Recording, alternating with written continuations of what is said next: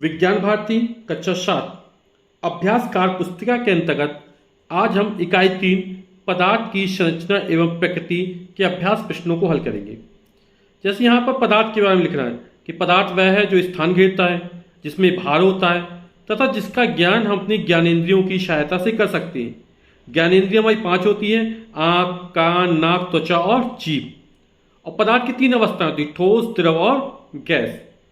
ठोस अवस्था में पदार्थ का आकार एवं आयतन दोनों निश्चित होते हैं। द्रव अवस्था में आयतन तो निश्चित होता है लेकिन आकार निश्चित नहीं होता। द्रव जिस बर्तन में रखा जाता है उसी की आकृति ले लेता है। गैस वह पदार्थ है जिसमें ना तो आकार निश्चित होता है और ना ही आयतन निश्चित होता है।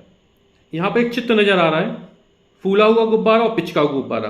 प्रश्न कह रहा है एक पतली सी लकड़ी की डंडी के सिरों पर एक तरफ पिचका हुआ तथा दूसरी तरफ फूला हुआ गुब्बारा धागे की सहायता से बांधकर लटकाइए। डंडी के बीचों बीच एक धागा और लगाइए जैसे तराजू को बनाते हैं। देखिए क्या होता है। अब नीचे लिखे हुए प्रश्नों का उत्तर दीजिए। क्या हवा में भार है? तो हवा में भार है तभी तो ये नीचे तक झुक गया है। तो हवा में निश्चित रूप से क्या है? भार है। तो यहां पर हो जाए क्या हवा में भार है?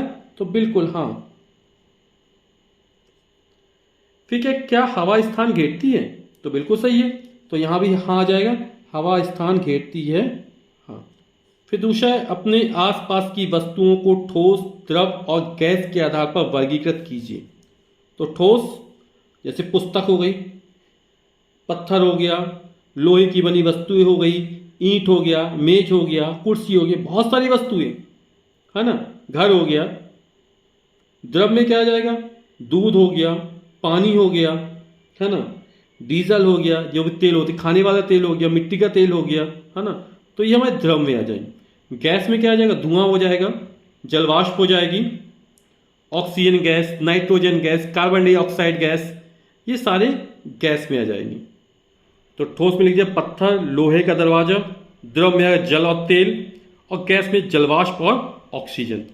अगला प्रश्न, सामान्यतः पदार्थ की 3 अवस्थाएं होती है: ठोस, द्रव तथा गैस। इन 3 अवस्थाओं में इनके अणुओं के मध्य एक आकर्षण बल कार्य करता है जिसे अंतरा आणविक बल कहते हैं। यह बल ठोस में सबसे अधिक, द्रव में उससे कम तथा गैस के अणुओं में सबसे कम होता है।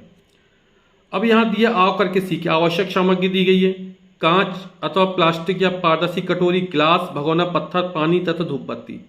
चित्र 1 के अनुसार एक छोटे से पत्थर के टुकड़े को कटोरी, ग्लास तथा कटोरी में बारी बारी से रखने थे।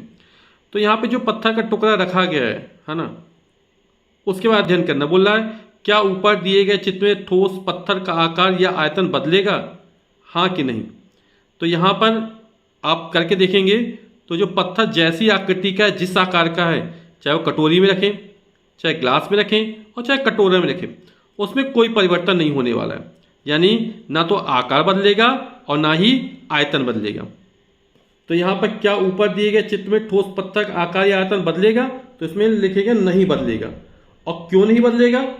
क्योंकि पदार्थ की ठोस अवस्था में जो कण होते हैं वो अत्यंत पास पास होते हैं और उनके बीच जो अंतरा आणविक स्थान होता है वो बहुत कम होता है, जिसके कारण उनका आयतन और आकार नहीं बदलता है।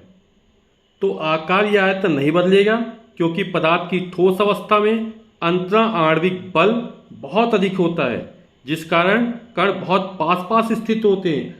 यानी कि इनके भी जो अंतराणु स्थान होता है वो क्या होता है? बहुत कम होता है। अंतराणु स्थान मतलब 2 अणुओं के बीच का स्थान, तो वो बहुत कम होता है। अब चित्र बी के अनुसार तीनों बर्तन में पानी भर दिया। क्या द्रव जल का आकार तथा आयतन बदलता है? तो हम जल को देखेंगे, कटोरी में रखें कटोरी जैसा हो जाएगा, ग्लास में रखें ग्लास जैसा हो जाएगा, कटोरे में रखें कटोरे जैसा हो जाएगा। तो इसका क्या होता है? आकार बदल रहा है लेकिन आयतन नहीं बदलता। यदि हम 250 ग्राम लेंगे पानी तो वो उतना ही रहेगा, उसमें परिवर्तन नहीं होने वाला है। यदि हम आधा लीटर लेंगे तो आधा लीटर ही रहेगा, 100 ml लेंगे तो 100 ml ही रहेंगे। तो आयतन नहीं बदलने वाला, बदलेगा क्या? आकार। तो क्या द्रव जल का आकार तथा आयतन बदलता है? तो यहाँ पे आकार बदलता है लेकिन आयतन नहीं बदलता है। और आयतन क्यों नहीं बदलता है? यहाँ पर जो कण होते हैं उनके बीच अंतरण आणविक बल जो होता है वो ठोस की अपेक्षा कम होता है।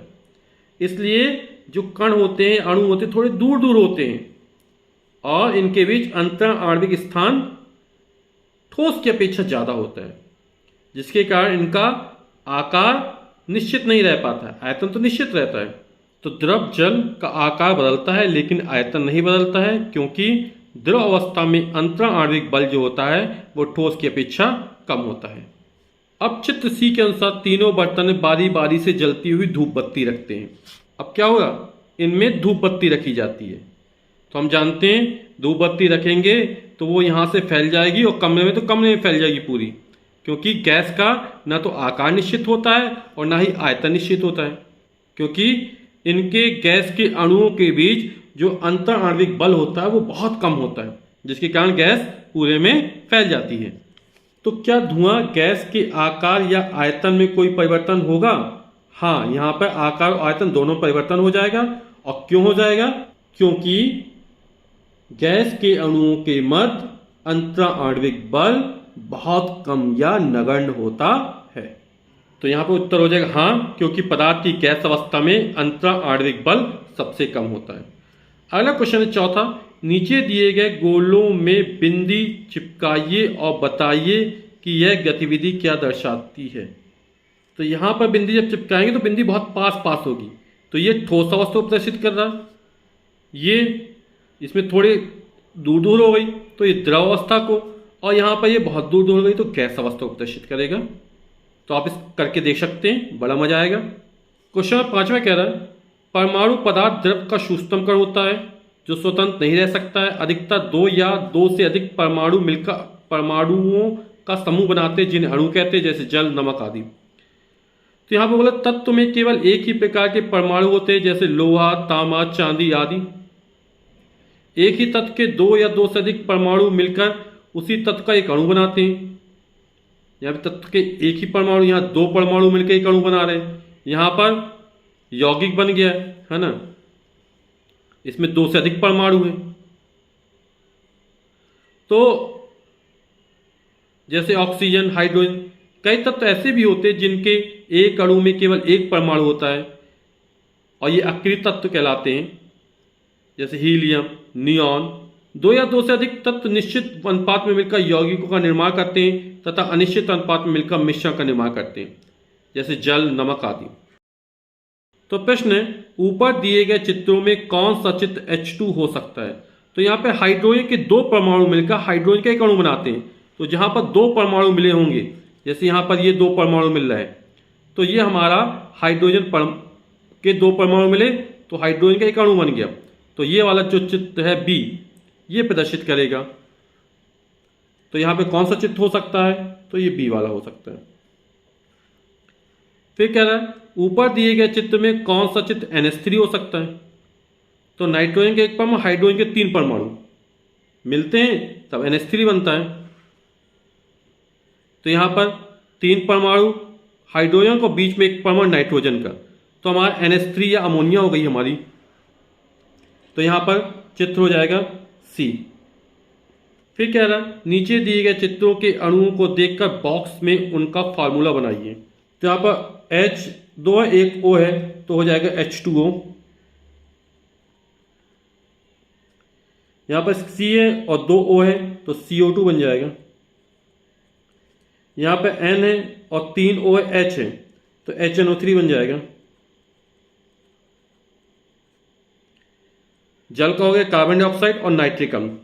छठवां, रासायनिक सूत्रों को पूर्ण कीजिए। C12 H22 O11, C12 H22 H22 O11, ये हमारा शक्कर का सूत्र है।